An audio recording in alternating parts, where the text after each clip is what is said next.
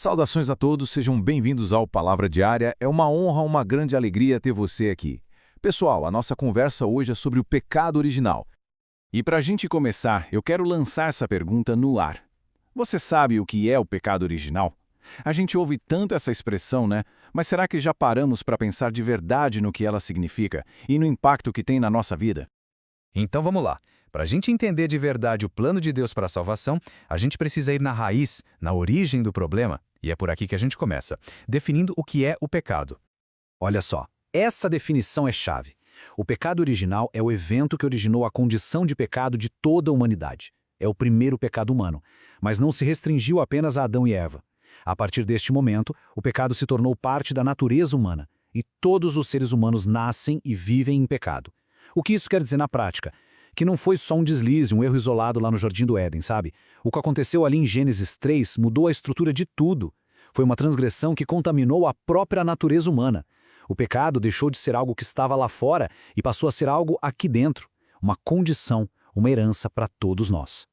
E o apóstolo Paulo, lá em Romanos, ele deixa isso claríssimo. Escuta só. Por um homem entrou o pecado no mundo, e pelo pecado a morte. E assim a morte passou a todos os homens, porque todos pecaram. É impressionante pensar nisso, né? A desobediência de uma única pessoa, Adão, trouxe consequências para todo mundo. A morte, tanto a física quanto a espiritual, entrou na história por causa desse ato. E essa condição, ela foi passada adiante para todos os descendentes. É por isso que a gente já nasce com essa inclinação para o pecado.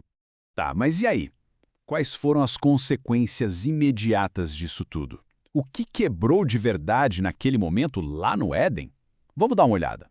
A primeira coisa, gente, é que o pecado se tornou nossa condição natural. Pensa assim, não é mais só uma escolha que a gente faz, mas é o sistema operacional com o qual a gente nasce. É uma inclinação que está dentro da gente nos puxando para longe de Deus. Não é algo que a gente aprende, é algo que a gente herda. E daí vem a consequência talvez mais triste de todas, a separação de Deus. Aquela comunhão perfeita, aquele relacionamento direto no jardim, acabou. O pecado criou um abismo, uma barreira espiritual entre nós e o nosso Criador. E essa separação virou a nossa realidade. E o resultado disso? O resultado de se separar da fonte da vida só pode ser a morte espiritual e física. A morte espiritual foi na hora, quando a comunhão com Deus foi cortada. E a morte física virou uma sentença para todo mundo, né? Do pó vieste e ao pó tornarás. As duas, espiritual e física, são resultado direto daquela primeira desobediência. E a gente precisa entender que o que começou no Éden não ficou restrito ao Éden. A partir de Adão e Eva, o pecado não foi algo isolado, mas se espalhou rapidamente, afetando toda a humanidade. A Bíblia relata episódios ao longo da história em que a natureza pecaminosa do ser humano se manifesta em ações e decisões que afastam as pessoas de Deus. É como uma mancha que vai se alastrando. E a gente vê isso claramente. Olha só, com Caim e Abel. Logo no começo da história, já temos o primeiro homicídio, nascido da inveja. A coisa vai escalando. Chega um momento em que a maldade cresce tanto que Deus decide intervir com o dilúvio e a arca de Noé, salvando apenas uma família da corrupção que tinha tomado conta de tudo. E depois, a Torre de Babel. Ali a gente vê o orgulho humano no seu auge, a tentativa de chegar ao céu por conta própria, de se igualar a Deus. Cada um desses momentos é um retrato do avanço do pecado na história. Mas e aqui a história vira? No meio desse cenário todo de queda, de separação, Deus não nos abandonou. Ele providenciou a resposta. E essa resposta é uma pessoa, Cristo, a solução para o pecado original. E aqui a gente tem um contraste que é, fundamental. Lá em Romanos 5 a gente vê isso. De um lado, pela desobediência de Adão, o que entrou no mundo? O pecado e a morte para todo mundo. Mas do outro lado, pela obediência de Cristo, o que veio? A justiça e a vida. É por isso que Jesus é chamado de o segundo Adão. Ele veio justamente para reverter o que o primeiro fez. E a obra dele foi completa. Ele atacou o problema em todas as frentes. Pensa comigo. A tentação de Jesus, ele venceu exatamente onde Adão caiu.